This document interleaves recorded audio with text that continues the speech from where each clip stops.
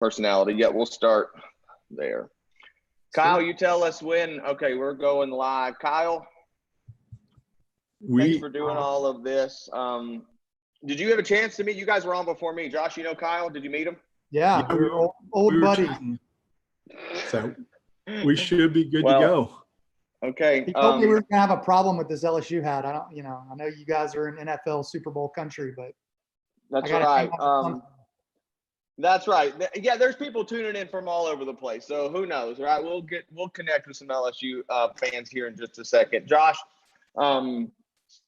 I was kind of geeking out about it this morning, thinking about, we kind of grew up and played in the same sandbox, and I always looked up to you. So even still, for me, you're still kind of a rock star and a legend. So I was kind of geeking out when I'm like, oh, I'm going to be on Zoom with Josh. What am I going to say? So I know you don't think about yourself that way, and yet I will say thank you for doing this. I know that I'm grateful, and the people who are going to be watching this live and on demand are very thankful for that. So thank you for doing this, Josh.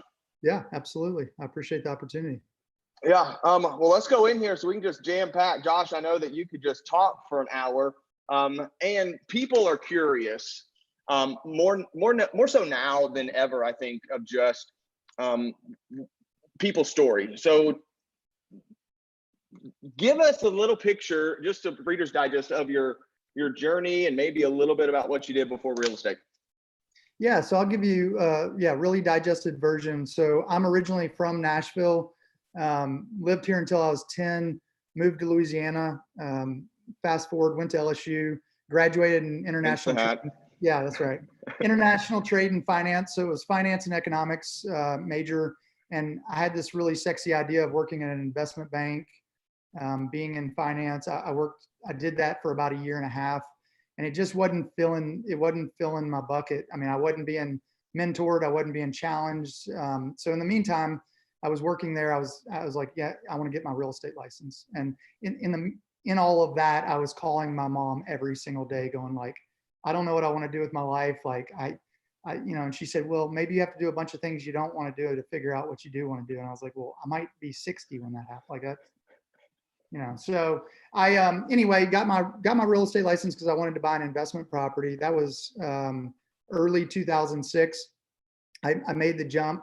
Started with Keller Williams in April 1 of 2006 was my start date. So I saw a year and a half or so, maybe 2 years of good market before. Good times, right? That was good times. That was good times before it was really bad times. And I was so ignorant I didn't know what was going on when the market changed. People just said, hey, write handwritten notes, pick up the phone, call a bunch of people. I think in the first year I did 70, 75 open houses. I was just doing whatever I could. I didn't have any money. I literally had $5,000 and said, I'm not going to ask my parents for anything. I'm just going to figure out how to make this work. I wasn't in real estate then, and many people weren't, and yet a lot of people were. Is anything like what you're seeing now, like what it was back then? I think there's some big differences, and I think there's some correlations, but again, I was so in the business, and I still am so in the business, but I was so in the business with my head down. I didn't even realize for the first couple of years when the market changed dramatically that it was a bad market. So 2006, I sold like 23 or 24 houses my first year in the business. And then the next year I sold 40 houses and doubled my volume. And then the next year I doubled the volume again. The next year I literally grew my business year over year and almost doubled it. I increased at least 50% a year for the first like 7 years I was in the business. And I didn't even know. While everyone else was. Yeah. And the deal was I just kept my head down and I did the same thing I do today is what I was doing then. It's called the fundamentals, the basics. Mm-hmm. It's boring. It's not sexy. And somebody said this recently to me and I wrote it down on my board over here. A high tolerance for boredom is a highly underrated superpower. And that like hits home with me because I do what most people think is really boring. I think everybody tries to get really creative and do stuff differently. And that's fine once you've built the foundation. But I do every day. My schedule looks the same for the last 14 years. What and so give us a peek. What does that look like? So Tuesday morning, what is that? What's that look like? So, yeah, so Tuesday morning, I wake up at 4:42. I go work out at 5 a.m. Even now, I've moved it back to 5:30. Just because Slacker. I know. Well, I can't go to any of the gyms, so I'm doing 5:30 in the garage with my wife, and she's like, I'm not doing 5 a.m. So we're doing 5:30. So we're working out in our garage together. So wake up at 4:42, work out, come back home. The kids are awake. I've got two boys. They're like up at 5:30 to 6:30, and so I get to the office and I go through my emails, and the day before, like Monday night, I put my list together of who I need to call. Okay. I've got two lists of people to call. One is just the people that I think about throughout the day, and then the other one is I literally log into Top Producer and just tells me who to call based on past client call list, referral sources that I call monthly, things like that. And so everybody in my world knows, do not go knock on Josh's door. If you want him to have something, put it under his door. I don't get bothered before noon. I made up, tell us about Tuesday, yet you gave us a picture of what that looks like. Are your call lists that you mentioned, is that a 24-hour task, or is it a Monday, it's for the week? How's that look like for you?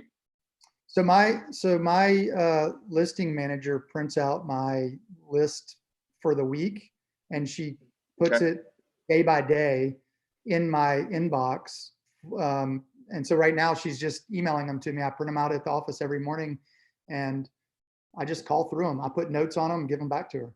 It's old school. Okay. It's kind of like the index cards Gary talks about. Like, it just works for me. So go back to 2006, 2007, you didn't have a listing manager yet. How did you do it then?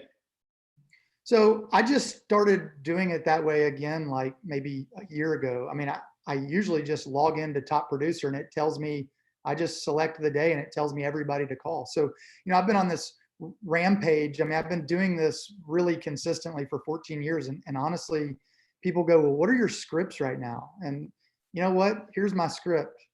Ring, ring. Hey, Paul, how's it going? Like, that's it. Good. Yeah. I mean, I get it. You can't use scripts on people right now. Like, you got to be a human. You got to check in. You got to add value. Just check in. Like, undoubtedly, the reason I'm calling is to see, when do you plan to hire the right agent to help you sell your house during coronavirus? But here's the awesome thing. If you call and check in and say, hey man, how's it going? Hadn't talked to you in a little while. How are you? How's the family? How are the kids? They're going to go, hey man, how's the real estate market right now? With everything going on. Man, they're not going to not ask about it. So it's just so easy. Just pick up the phone and call. And if you're not comfortable calling, send Facebook messages, send text messages, send emails. Like, just make the contacts. The Nashville market is a strong market. I imagine, it's similar to some of the other markets, and you don't have to go into specifics. And yet when somebody says, how is the market, what are you focusing on to communicate confidence and your expertise and that sort of stuff? How do you answer the how's the market? What do you focus on? I think there's a couple different ways I answer it. Right now, it's like, man, it's interesting. And they're like, oh yeah, what is it? Interesting can be great. It can be bad. It can be interesting. The other piece is like, well, it depends. What are you wanting to accomplish? Okay. Like, if they ask about it, you can just tell them, hey, I just listed a property on Tuesday in Oak Hill for $1.375 million. I got a full price offer within 5 hours. Like, that's insane. And that's really what happened on Tuesday. I got 3 showings, and then Wednesday I had 4 showings, and we've got a full price offer. You said something though that was an aha for me. Was it's interesting, and what are you looking at accomplishing, or what specifically? So it's answering a question with a question, so you know where to pivot, instead of just saying the houses are selling like they've never sold before, because that may or may not communicate. So that was great. Well, what if they're a buyer? Yeah. It depends. What are you trying to accomplish? Do you want to buy an investment property? Do you want to buy an Airbnb? Do you want to be like, what are you trying to accomplish? Let's talk about it. Yep. And then you pull into your toolbox and then deliver value that they're looking for, instead of what you think they're looking for. Yeah. You mentioned listing manager. So give us a picture of what your organization looks like, so we can kind of picture what the back of the house looks like. Yeah. So 2019, we did a little over 104 million in volume, 234 transactions. And I'm just giving you context of what that looks like. Right at 3 million in GCI. Yep. We've got about 15 people on the team. Half of that is administrative. So we've got a director of operations, that's Sarah. Then we've got a director of marketing. We've got a listing coordinator, listing manager, transaction coordinator, client care. And then we've got 2 virtual assistants. And then we've got some other, like throughout the year, we always have interns. And then I do primarily listings, and everybody else on the team is buyer's agent. So about half and half. We've got 7 agents, myself and 6 other agents, and then the rest is administrative. So some people would say we're a little bit, admin heavy, but I think that's where our systems and processes and our client events and all of our community stuff that we do comes into play. And about 75% of our business is past client or some kind of referral. So we get, about 22% for the last 5 years, about 20% of our business has been some type of agent referral.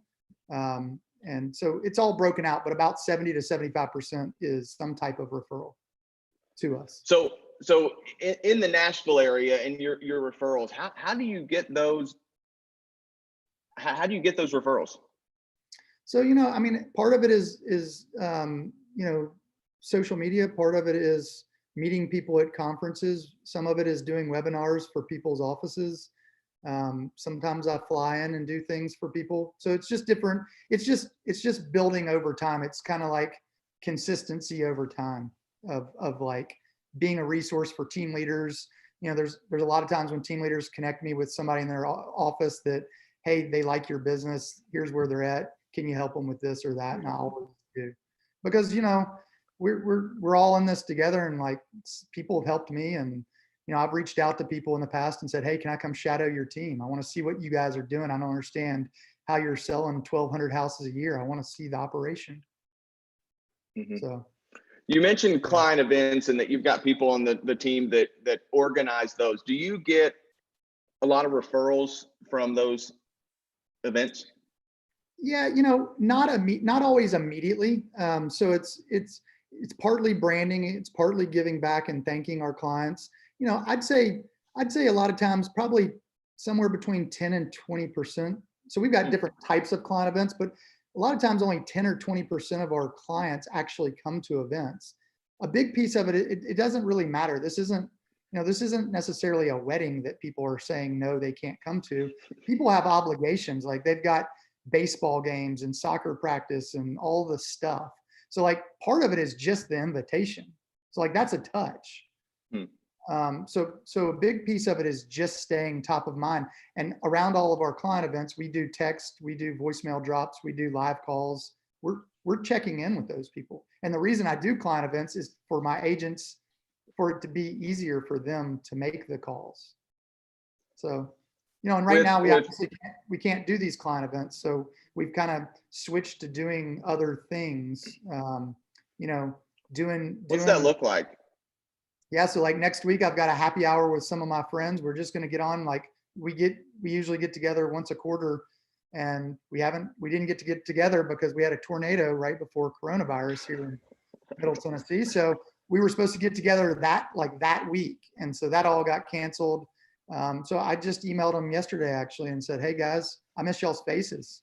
Let's get on a Zoom call. They were like, oh my God, that's the greatest idea. And I said, y'all are probably going to be drinking anyway, because half of them are moms that are, homeschooling. Right.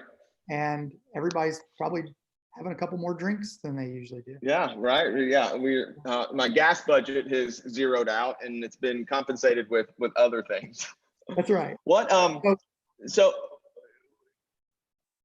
what if we're kind of this new normal where we're not getting in groups of hundreds of people? Have you thought through what client events or that client experience could look like in the future? And if so, what are some ideas? How have you pivoted that?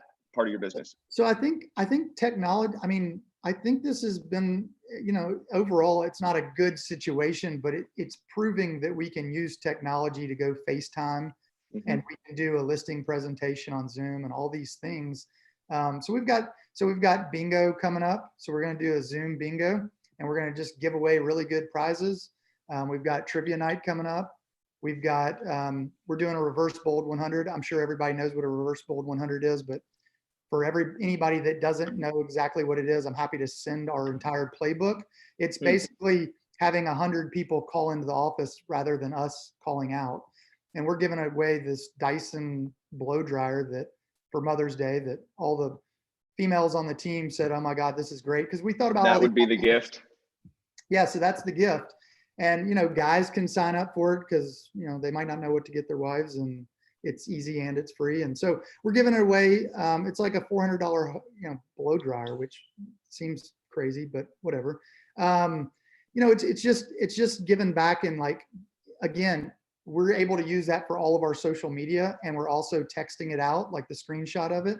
And I think we're gonna have a good response. There's gonna be a lot of people. We're doing one for Father's Day as well. So the Father's Day one, I don't know exactly what I'm gonna get yet, but A $400 wallet, right? I'm probably gonna go crazy because it's like all the stuff I would want. So it's gonna be Right. fun. What So, I'll email Sarah if you're willing to share that. I'll email Sarah and get a copy of that playbook.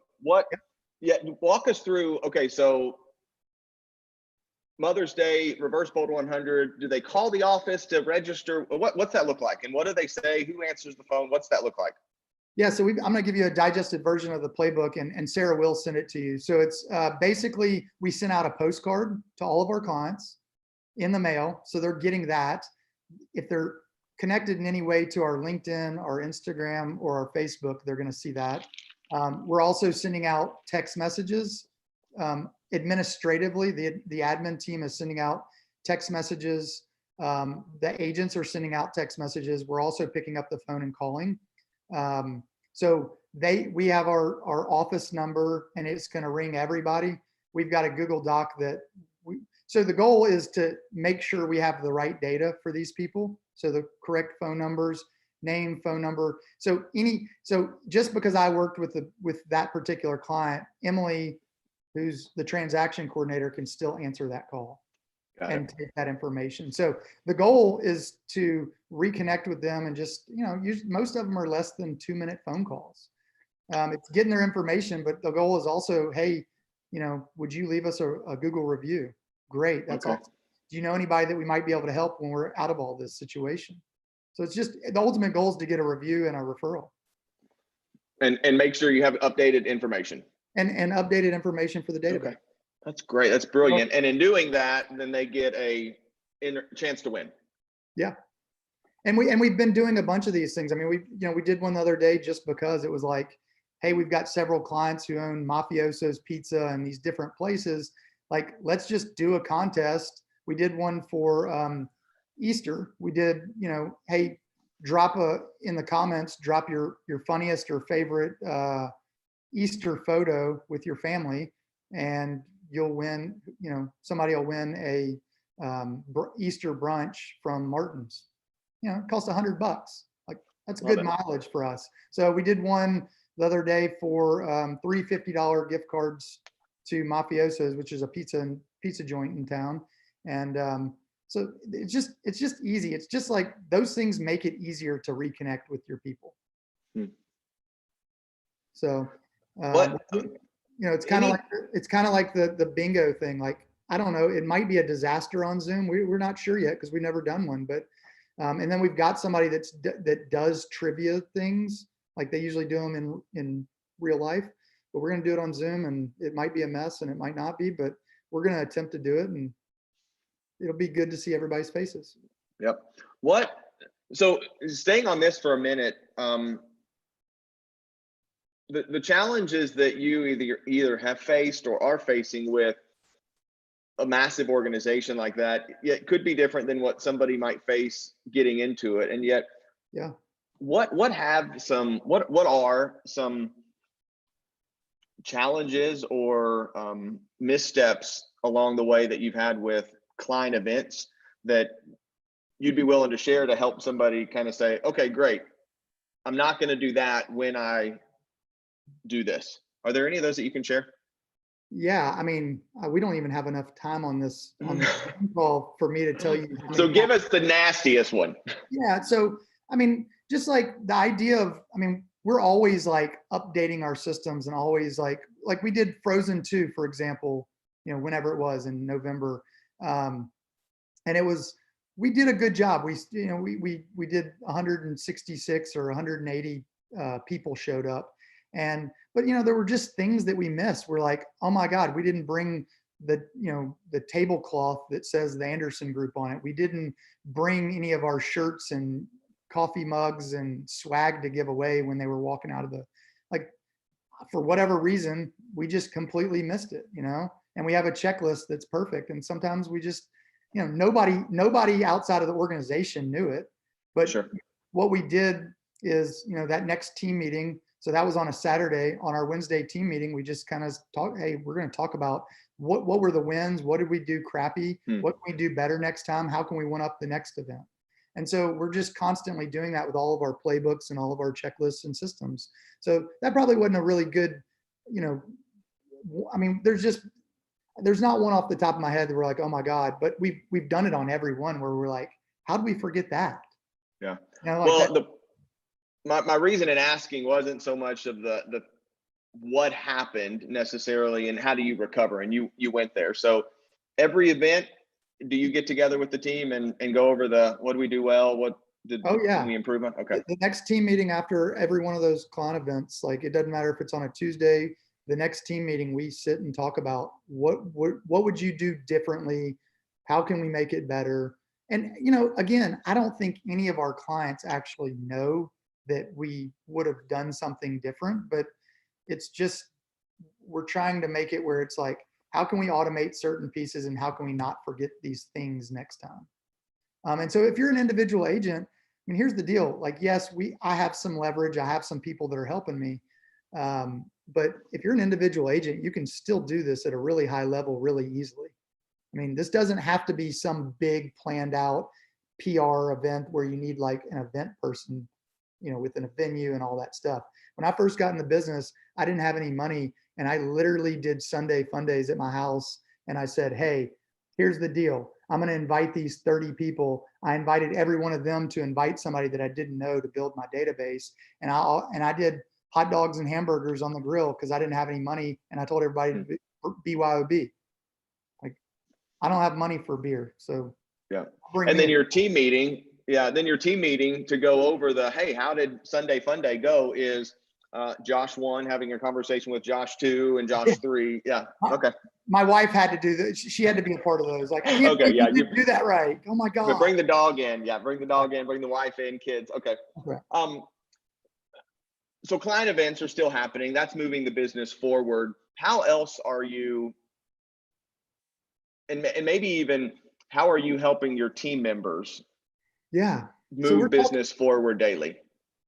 So one of the things, before I even get into any of that stuff, I'll tell you the toughest thing right now for everybody that's listening to this call, everybody on my team, me included, it just comes down to mindset. Like it just comes down to we're all in this together. It's weird. We've never seen it before in the history of ever. Like it just is weird.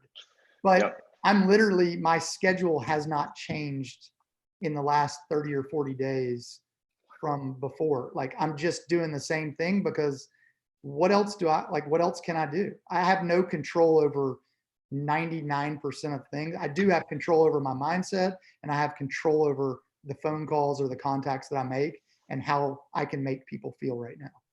So at the end of the day, like I'm not saying, you know, I'm doing it right, but I don't know what else to do.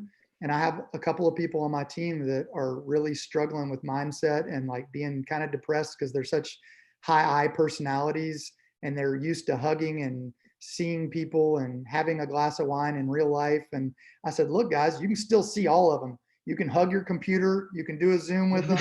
I don't really know what else to tell you. Like, it's not going to change for a little while. So like, just get comfortable with it and have a good mindset.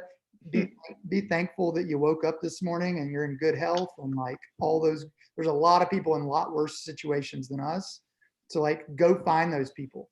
Like Gary challenged me to start a nonprofit in 2015. He started this conversation in 2014. So we started one, and I gave several $1,000s and several like dozens and dozens, if not hundreds of hours of our time during the tornado. Like, we're fortunate. Like, I'm lucky that I get to be where I am. And there's a lot of people that don't have, we went and bought ice chests and stuff because people's houses in East Nashville and Mount Juliet literally got ripped off. Like, their roofs got ripped off. They don't have refrigerators. They don't have power. So like, how can you go give back? Go connect with something you're passionate about and like, go figure that out.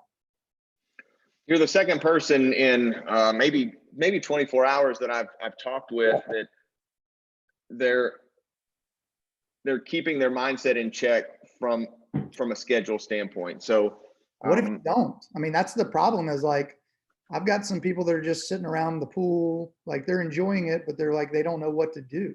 So it's analysis paralysis, and they don't know what they're like. I've called everybody. No, you haven't.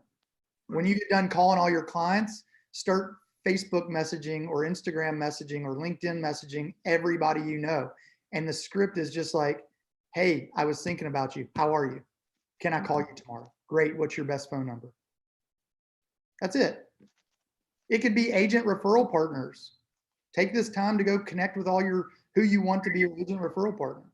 And if you have referrals for Nashville, send them to me. That was my point. They already do, Josh. No, but seriously, it doesn't matter. Yeah.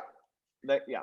It's serious. Like, I mean, it's like, you don't really have much else to do right now, but to like belly up and like find the nonprofits that you can help. I mean, I've got a client I talked to 2 weeks ago. He said, hey man, Casey lost her job. That was like 40% of our income, household income. 2 days later, I saw on Facebook, he lost his job. I was like, what do you need, man? Can I send you a hot meal? Like, what can I do for you? So it's just reconnecting.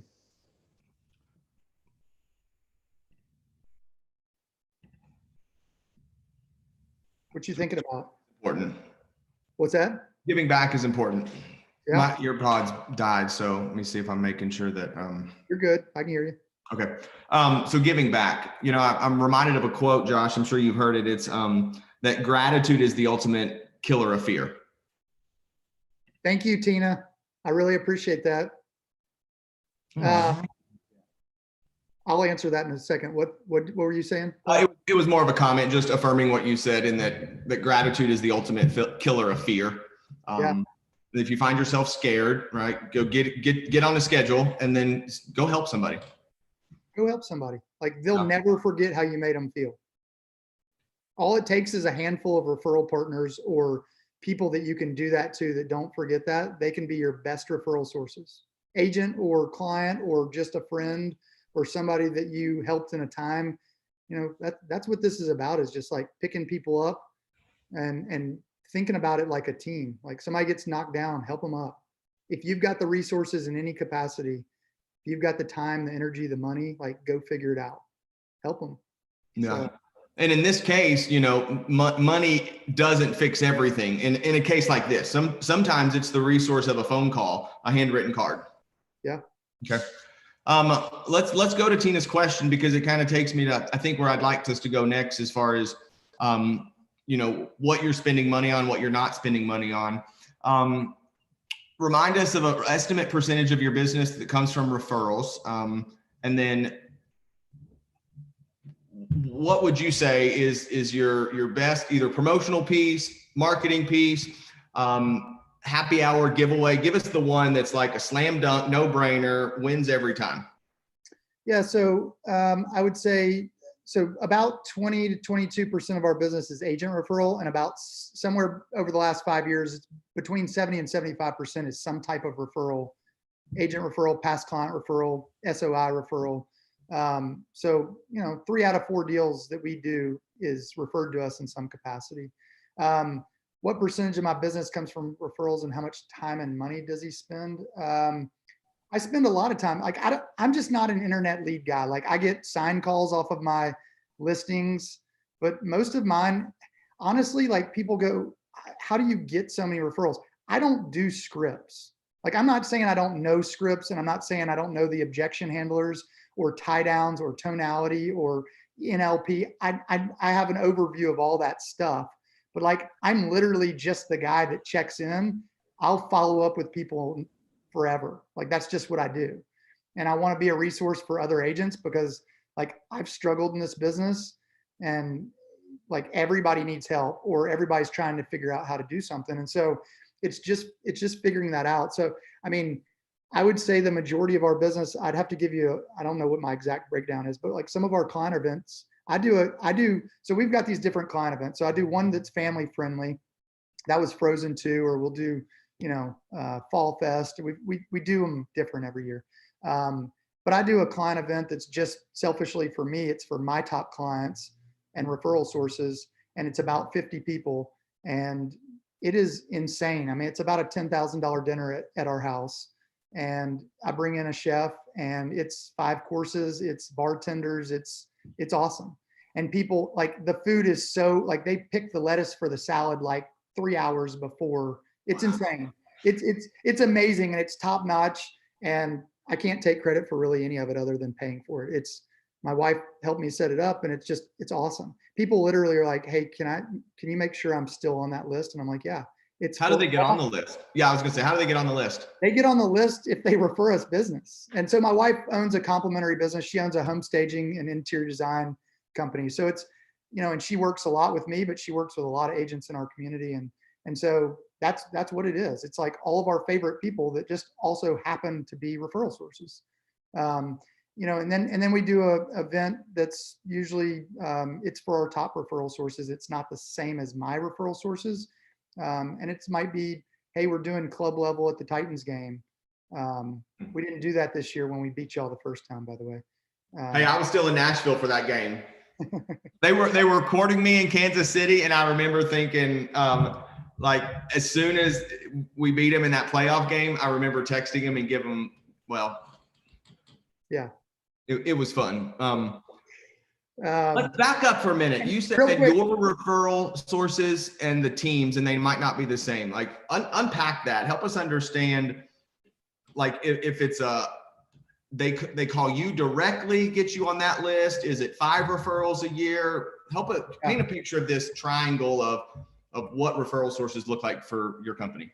Yeah, so we definitely have like a different, we've got some people that I'd consider kind of a channel account where we, if we close more than 5 deals or 7 deals a year from somebody, they're our top referral sources. And when they're doing that, they're getting something in addition to just the client event. They're, getting a bottle of bourbon, or they're getting something that they're, whatever they like. I go on people's Facebook and their Instagram, and I really spend time thinking about, I don't just do the same thing every single time. So, but it's, it's really thinking through what that person likes rather than just sending them a $50 gift card to Amazon, which might be nice right now, but I can also have something delivered to their house that they really like. So you call those channel accounts. For some people, would that kind of be a top 25 or a top 10? Is that kind of the? Sure. Yeah. Okay. Yeah. And so we've got our broken out top 25 list, top 50, top 100, and then we've got our database. And so, we talk to those people. We talk to all of them, but we talk to them differently because, there's a lot of times we get referrals one-off. I mean, there's referrals I've gotten and somebody's like, "Oh, so-and-so gave me your name." I'm like, I'm feverishly looking. I'm like, I have no clue who this person that referred you. And I had a lady argue with me one time. She told me she was using me because she got my name from somebody, and she also had been seeing my billboard for years. I've never had a billboard, so I don't know. Like, never had a bus bench. I've never had any of that. So I don't know what she saw. I gave you that referral. I sponsored that billboard for you. Okay, so let's talk money for just a second. What have you, if anything, stopped spending money on? So, like I said earlier, I'm really not an internet lead guy. I don't do Zillow. I don't do, like, we don't really buy internet leads. We've done some Facebook ads through Command, but it's really kind of targeted to the people that are already in our world. Honestly, I printed out, this is personal and business. I printed out my bank statement. I printed out my credit card statement, and I sat down with my wife on one occasion, and I sat down with my director of operations on another, and I said, what are we doing that we do not need? Like, what can we not implement in-house? And we got rid of, and here's the thing, I have a really high profit margin, and it's just because all the money that we spend is just on client events and stuff like that, and salaries. So I haven't cut anybody back. Everybody's still on salary. I've just cut out stuff that we just don't need. Like, and even if we didn't cut it out, I've literally gone to every one of our service providers and said, hey, will you give me a discount for the next 90 days? What are they going to do? Say no? Okay, cool. I'll remember that when we get through this, and I'll get rid of Commissions Inc., for example. Cool. Good for you. Yep. Just go to command. It's not really a big deal. What is, just so you can maybe even a memory jogger for some of these people, like when you went through that list from your business with your director of operations, is there one or two items that was just kind of the $49 a month that it was more of a pain back then to cancel than just to keep paying? So anything like that you saw that could be, Tina, for example, oh, I got that, I need to go cancel that. Anything stick out in your mind when you went through that and said, get rid of it?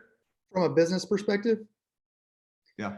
So, for example, we got, we can't get rid of our office phone. We use Ring Central, but they gave us a 25% discount. I went to AT&T, and I went to Uverse, and I went to, Uverse is our internet at the office. My iPhone is used for personal and business, but I went and said, hey, you guys are charging me too much. I want a discount. Like, what can you do for an unlimited plan?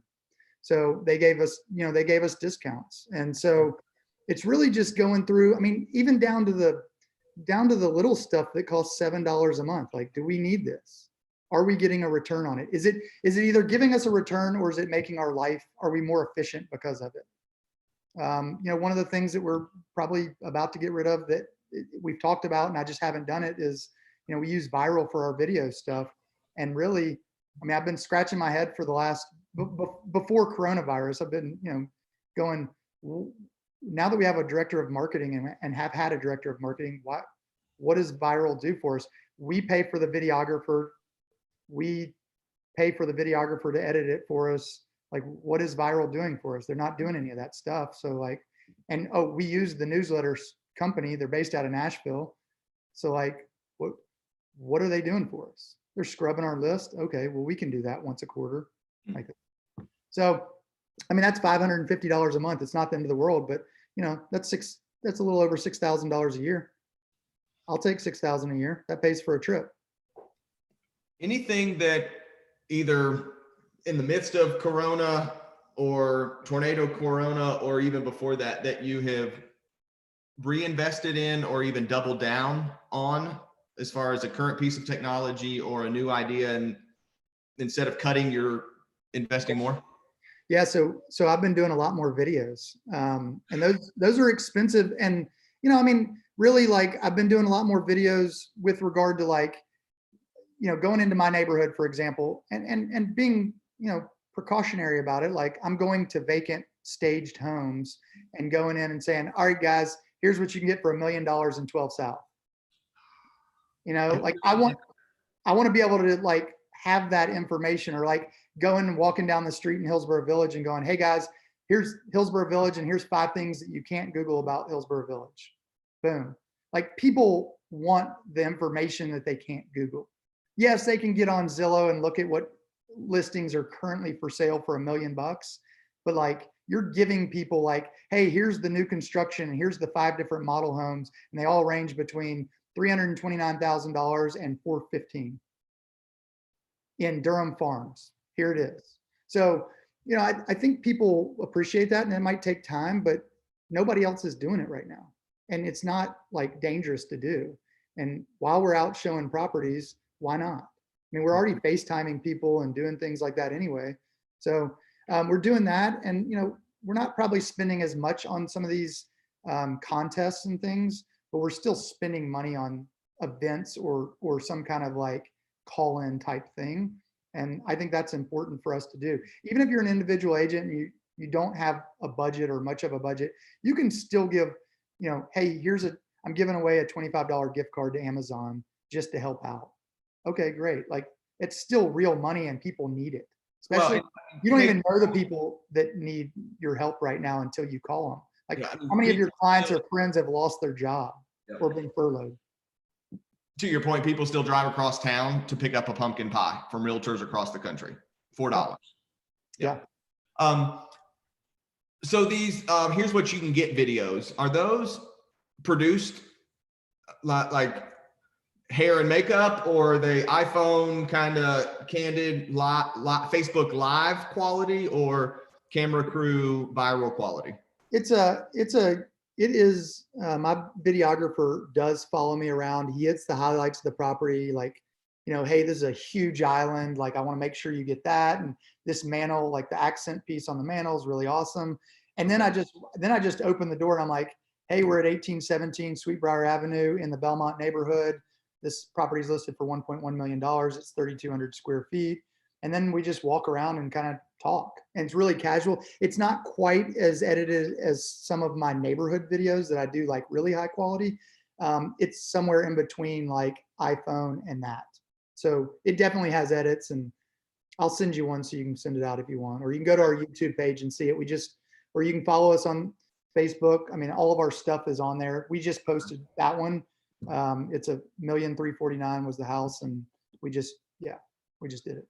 Have you been, I love to help people kind of get in the brain of a Josh Anderson. Have you been thinking about this and working on these neighborhood house video projects for a while, and it was accelerated because of this stay at home, or is this a pivot overnight? Let's do this, make it happen. What was the thinking behind that? Yeah, I'll preface this with, I really suck on video, so it's okay. Like, you know, you're never going to look the way you want on video. You're going to be, oh God, I look at the bags under my eyes. I look fat, whatever, you know, whatever. Like it's not ideal, but you just need to get the content out, because what you look like is what you look like. Like it is what it is.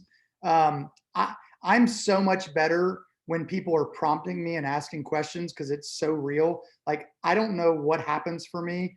I just get on video and I just like freeze kind of.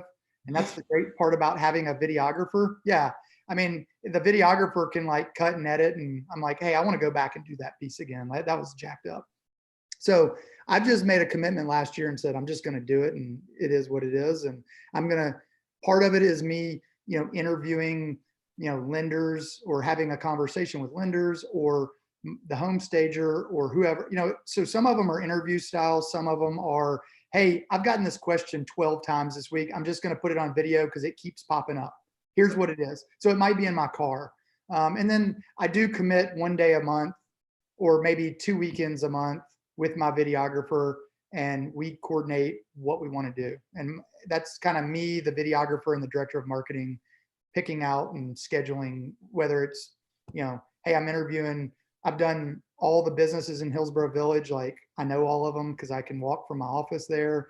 And like, hey, do you want me to do, I go to a barber shop, which I haven't been to in a while, and it's killing me. But I know, right?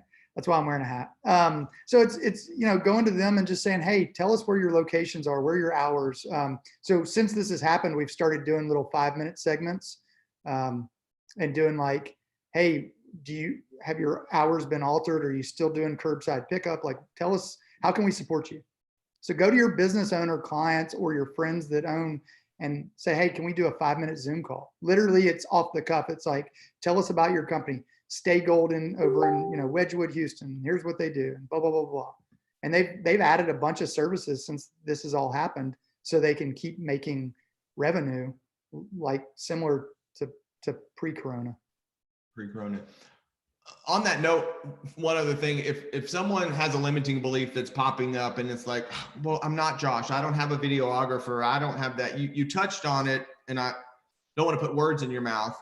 And yet, what would you say to that person if I said, yeah, Josh, that's a great idea, and I don't have a videographer, I can't do that? Cool. You have an iPhone or an Android, and the cameras on them are amazing, and so are the videos. I mean, there's too many editing apps at this point. There's too many of all those things.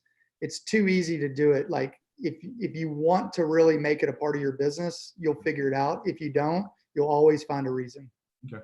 Yep.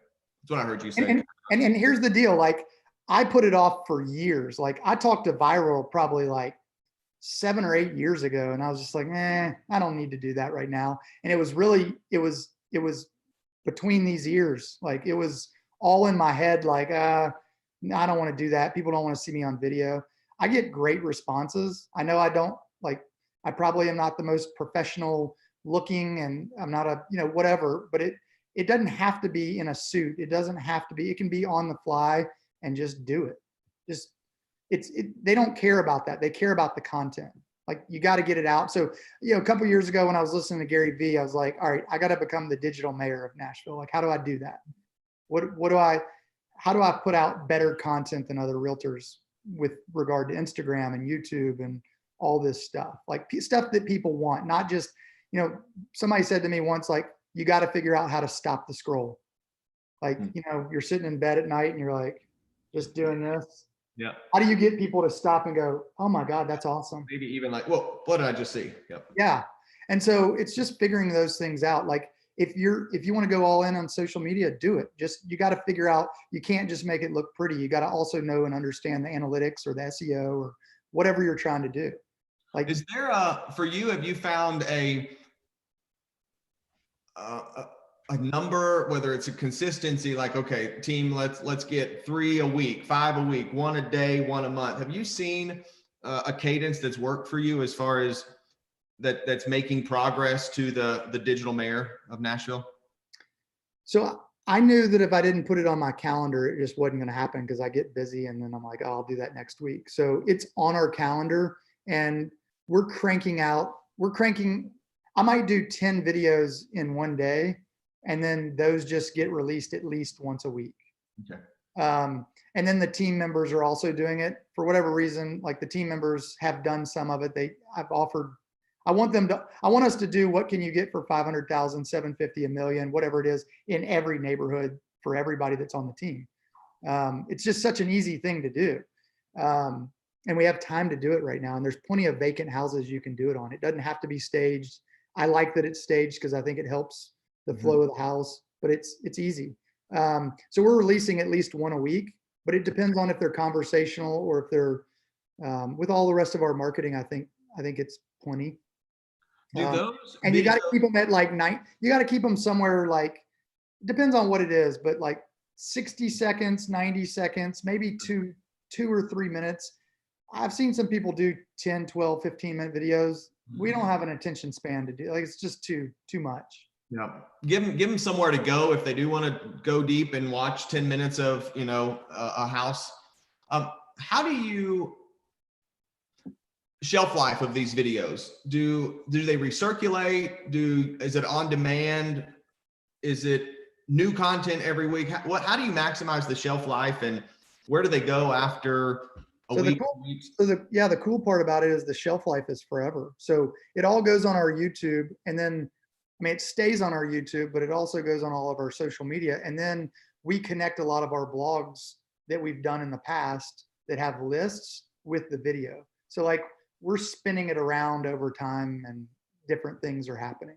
So like it might go on all of them at once, or it might just go on one and then sometime later we connect it to the other one, and it just becomes a big spider web of doing it.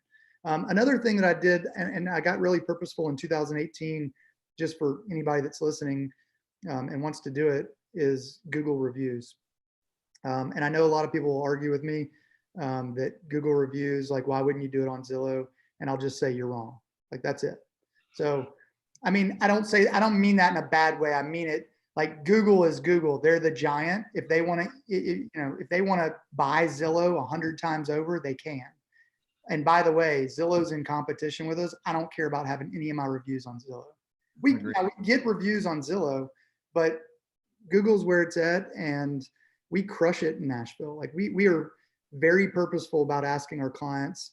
We're kind of pretty close to 300 reviews, and it's really, we can track that we closed 30 properties in 2019.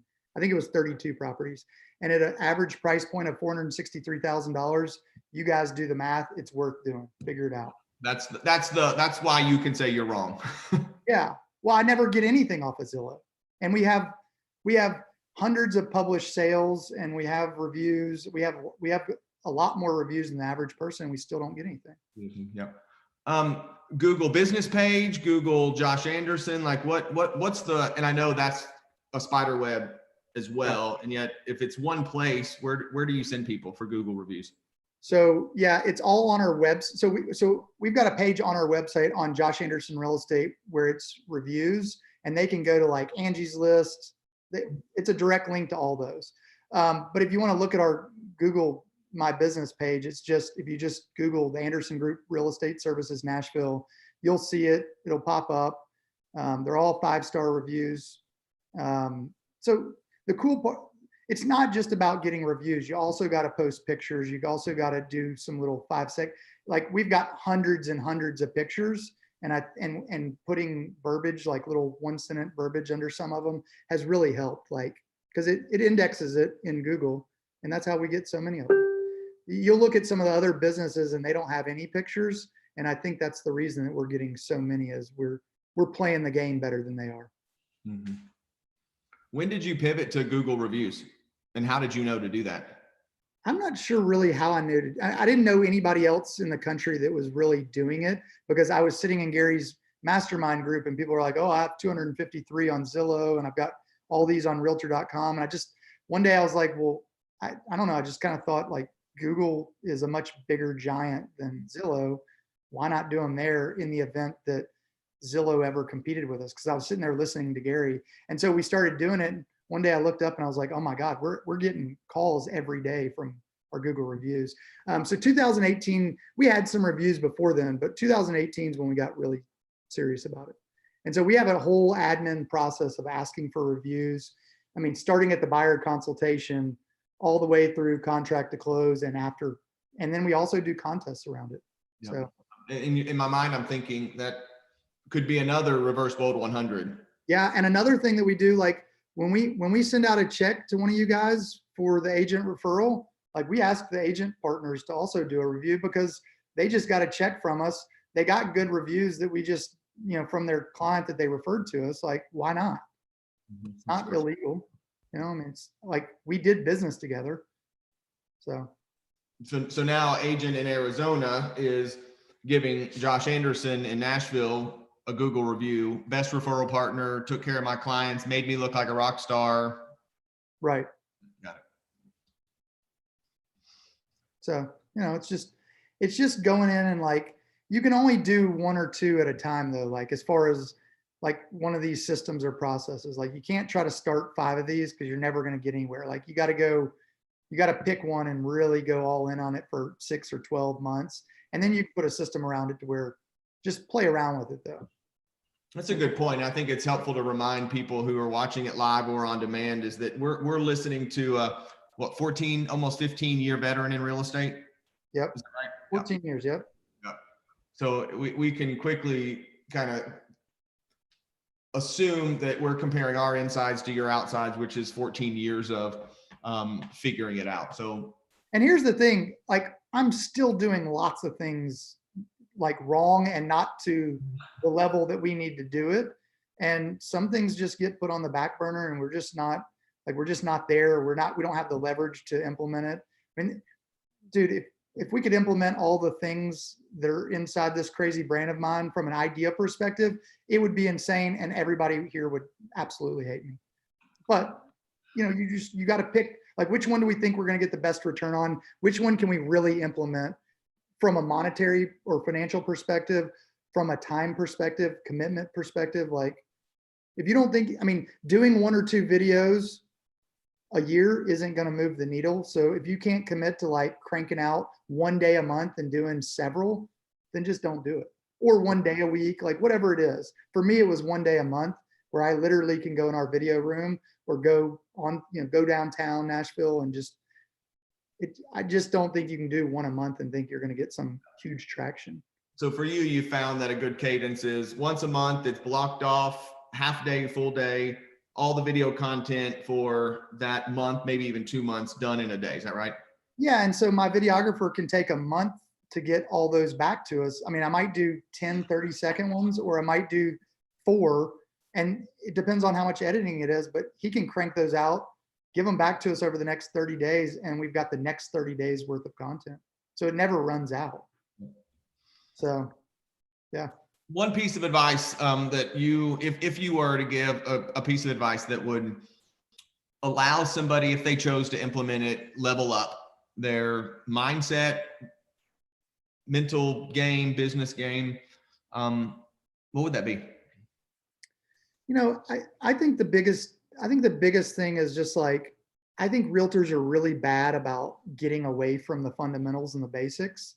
And I think that in any business, they never go away. And so I know that's probably not the answer, but like the basics are having the right mindset, and the basics are showing up every day, because that's half the battle. The basics are knowing scripts and having a database and feeding it and adding value to it, and knowing your numbers and all those silly little things that we're like, oh, we'll do that next week, or I don't really want to learn scripts, or I don't really want to, you know, if you don't want to make the phone calls, cool, sit on Facebook all day, just message people, engage with people, like they'll remember you engaging. Make sure it's 7 words or longer, like that's how it's going to show up. Like, just do it, just show up. I mean, I did a webinar with Nick Waldner yesterday, and all we talked about was lead generation and lead follow-up. And it's like, you know, make 5 phone calls a day on January 1, make those 5 phone calls, 5 a day. That's it. Over the course of the quarter, that's 65 days in the quarter. 65 times 5 is 325, I believe, if my math is right. That's 325 people that know you, like you, and trust you. They don't have to be clients. Go Facebook message them, go comment, send a text message, and then make a phone call to them. 5 a day. On January 2, you do that. January 3, and then in February, you touch the same people again. Or I mean, you touch them with like a different mode of communication. Yep. I mean, that's it. That's what I just heard you say. So here's the piece of advice, whether it's 5, 7, 10, it's just contact 5 people. Just 5 people. You might have more phone calls than that, but for your sphere and your lead follow-up, just go check in with 5 people a day for the rest of Rona. Like, just do it. You know, like, you've got time on your hands to make 5 Facebook messages and comment on 5 people's stuff. Because I know all of y'all are sitting around on Facebook, right? I mean, we're all doing it. Just do it. Just go love on your people and just check in and say, hey, how are you? How can I help you? Do you need anything? That's the script. Okay. As we finish up, it's so silly easy that I think people think that it doesn't work. it doesn't work. Yeah. Or that, oh, he's just saying that, or blah. Yeah. Okay. Either do it or just keep thinking that, and other people are going. Here's the thing. I lead generate for 3 to 4 hours every single day. Half of my phone calls are voicemails. There's some people that never call me back, and 4 years later, they're like, hey man, I really appreciate you leaving me those voicemails. I was busy, timing wasn't right. I was just calling to let you know we want to list our house. Awesome. Sweet. Yeah. And I can, not to say that people wouldn't tell the truth, and yet because we played in the same sandbox in Nashville selling real estate, I remember going to the Green Hills Market Center when you officed out of there thinking, who's this crazy guy walking around in a circle? And like, lo and behold, you're in that little closet back in the day that was in that back hallway of the lead generation booth. And I'm like, surely he's doing something different than this. And you really do. I've seen you just lead generate. Okay. I'm not the smartest guy, man. I just do the basics. Like, that's it. I mean, it's just like what I know. That's what they told me to do 14 years ago in Camp 443. Yep. It's not even around anymore. Okay, someone wants to help you. They want to help your cause. They want to be involved in Nashville, whether it's Corona, tornadoes. You mentioned your nonprofit. Is that up and running? Is that something that if people want to, they can get involved with?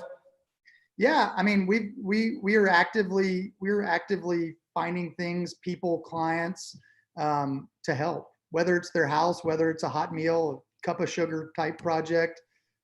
We've done all kinds of things. So anybody that wants to help with it, I'm happy to connect with you. Anything I can do after this call, if you guys have anything, shoot me a text, email me, message me, whatever. I'm happy to like help any way I can.